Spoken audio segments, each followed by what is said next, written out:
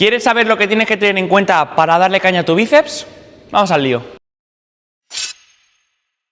Como cualquier otro músculo, tienes que saber qué movimientos permite ese propio músculo en cuestión. En este caso, el bíceps permite una flexión del codo y permite una supinación.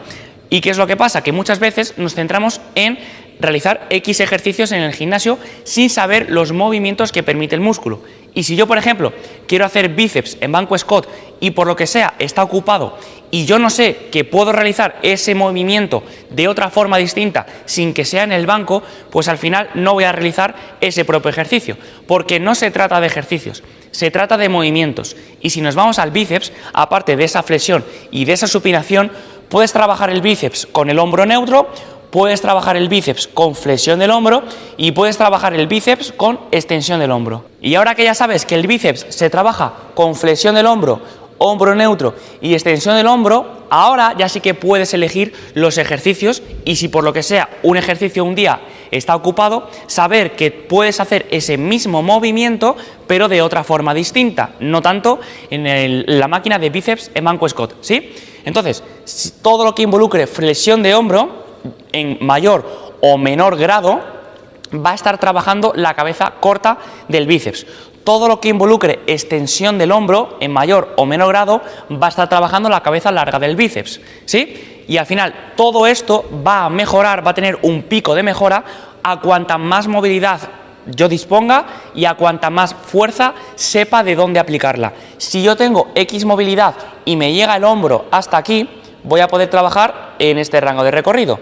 Si yo tengo más rango de recorrido y quiero trabajar el propio bíceps, pues al final voy a trabajarlo en mayor flexión de mi hombro y va a darle un énfasis diferente. La movilidad es la clave. Si tú cuentas con más rango de recorrido en todos los ejercicios, más partido le vas a poder sacar porque en vez de trabajar en este rango de recorrido, estás trabajando en este rango de recorrido. Sí, te tienes que poner menos peso, pero el trabajo es mucho más general que si te quedas solamente con esta parte en específico. Y luego también ten en cuenta de dónde aplicar fuerza y cómo aplicar fuerza. Porque, por ejemplo, si nos vamos al bíceps en banco squat, uno de los errores que se suele cometer en este ejercicio es querer aplicar fuerza con el codo contra el banco. ¿Qué es lo que pasa? Que ahí tu dorsal se va a activar. Quiero que la próxima vez que te coloques en esta máquina, sin peso, sin nada, simplemente colocando los brazos, quiero que hagas fuerza con tu brazo contra el banco y verás cómo se activa la parte de la escápula, la parte de atrás de la espalda y luego pienses simplemente en llevar los hombros atrás y pienses con barra en acercar la mano a ti, ¿vale? ¿Por qué? Porque si yo pienso en hacer fuerza contra el banco, estoy haciendo una especie de pullover, es decir, este movimiento que estás viendo ahora mismo.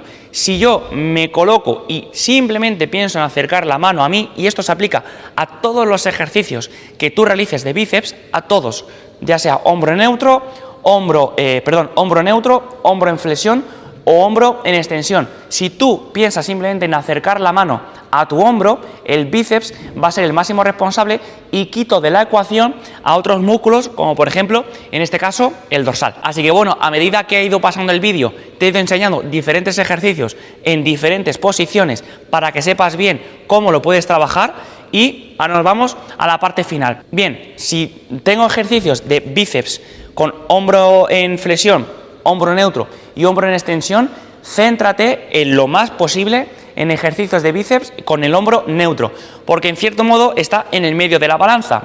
Aquí el hombro en flexión está en un lado de la balanza, el hombro en extensión está en otro lado de la balanza y el hombro neutro está como en medio, ¿sí? ¿Lo ves? Pues si yo me centro en la parte media, voy a trabajar de manera general. Si yo me coloco con el brazo en flexión, voy a sentir unos estímulos diferentes, voy a sentir unas cosas diferentes que si yo me coloco con el grado en extensión.